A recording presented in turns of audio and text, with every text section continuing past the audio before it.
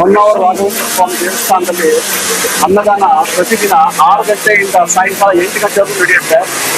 ಎಲ್ಲಾ ತರ ಪೂಜೆಗಳನ್ನು ಮಾಡ್ತಿದ್ದೀವಿ. ನಿಮ್ಗೆ ಇಲ್ಲಿ ಹೋಮ ಯಜ್ಞ ಎಲ್ಲ ಇರುತ್ತೆ.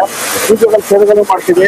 ಇಲ್ಲಿ ಯಾರು ಬೇಕಾದ್ರೂ ಯಾವಾಗ ಬಂದ್ರು ಊಟ ಮಾಡಿ ಪುಸ್ತಕಗಳನ್ನು ಸ್ವೀಕರಿಸಿ ಹೋಗ್ಬೋದು.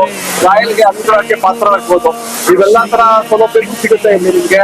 ಇಲ್ಲಿ ನಿಮ್ಗೆ ಕ್ಲೀನ್ ಆಗಿದೆ ನೋಡಿ, ಕಿಚನ್ ಎಲ್ಲ ಚೆನ್ನಾಗಿದೆ ನೋಡಿ. ಅನ್ನದಾನ ಎಲ್ಲಾನು ಕ್ಲೀನ್ ಮಾಡ್ತಾ ಇದ್ರಲ್ಲಿ ಯಾವ್ದು ಗಲೀಜ್ ಏನಿಲ್ಲ, ಎಲ್ಲ ಮೆಷರ್ಮೆಂಟ್ ಮಾಡ್ತಾರೆ. ಯಾವ ಕೈಗೂ ಹಾಕೋದಿಲ್ಲ, ಎಲ್ಲ ಚೆನ್ನಾಗಿ ನಡೀತೀವಿ.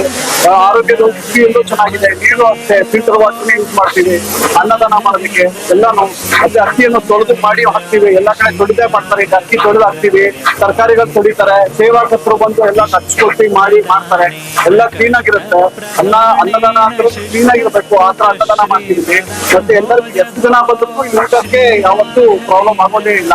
ಸೇವಾಕರ್ತರು ಎಷ್ಟಾದ್ರೂ ಬರ್ಬೋದು. ಜನ ಬಂದು ಎಲ್ಲರೂ ಇದು ರಾಘವೇಂದ್ರ ಕೃಪೆಗೆ ಪಾತ್ರ ಆಗ್ಬೇಕಂತ ಕೇಳ್ಕೊತೀವಿ.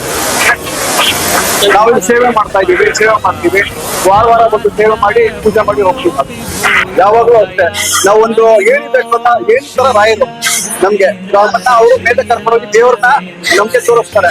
ನಮ್ಮ ಎಲ್ಲಾ ಕಷ್ಟಗಳನ್ನು ಕಾಪಾಡ್ತಾರೆ. ಮಕ್ಳಾಗ್ತಿದ್ದವ್ರಿಗೆ ಮಕ್ಳಾಗ್ತಾ ಇದೆ. ಇಲ್ಲಿ ಸೇವೆ ಮಾಡ್ತಾರೆ. 21 ದಿವಸ ಕಾಯಿ ಕಟ್ಟಿ ಪೂಜೆ ಮಾಡ್ತಾರೆ. 17 ದಿವಸ ಕಾಯಿ ಕೊಟ್ಟು ಮದ್ವೆ ಆಗ್ತಿದ್ರು, ಮದ್ವೆ ಆಗ್ತಾ ಇದೆ. ಇಲ್ಲಿ ಎಲ್ಲಾ ತರ ಸೇವೆಗಳನ್ನು ಮಾಡ್ತಿದ್ದಾರೆ. ಕೆಲಸ ಸಿಗದವರು ಅನುಗ್ರಹ ಮಾಡ್ಕೊಂಡು ಕೆಲಸ ಸಿಕ್ಕಿದೆ. ದೇವರು ಎಲ್ಲಾ ತರ ಇದನ್ನು ಕೊಟ್ಟಿದ್ದಾರೆ. ಇಲ್ಲಿ ಭಕ್ತಿ ಒಂದಿದ್ರೆ ಸಾಕು, ಭಕ್ತಿ ಇದ್ರೆ ಎಲ್ಲಾನು ನಡೆಯುತ್ತೆ.